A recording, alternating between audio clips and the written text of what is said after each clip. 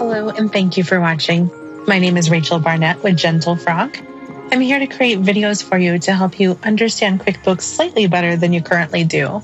If you have any comments, questions, or suggestions, please put them in the chat box. Thank you.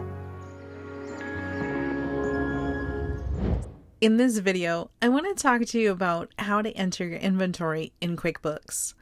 In this example, we're going to make believe that you are not using QuickBooks to track the purchase and sale of your products. Rather, you're tracking that externally and you just need to update QuickBooks. What you might have is what I have here with the inventory. In my example, I have floral inventory and retail inventory. You might have just one kind of inventory. It might just simply say inventory. You're going to get to the end of the year, for example, and your bookkeeper is going to say, "Hey friend, how much do you have in inventory?" What you're going to need to do is calculate the total of what you have in inventory. Let me just show you what that looks like using a very simple Excel sheet. What I've done to entertain myself is I've called them things 1 through 5. I have quantities, I have purchase price, and then the total value.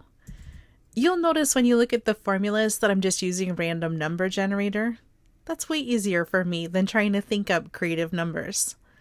I don't want my numbers to change as I do this video, so I'm just going to copy them, and then I'm going to paste as special paste values.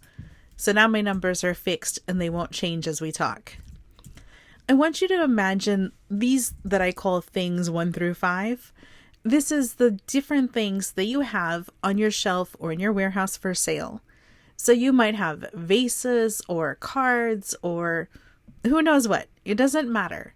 You're going to go and identify, I have these things that are for sale. They're my inventory on hand. Here's how many of those things that I have. And here's the purchase price of those things.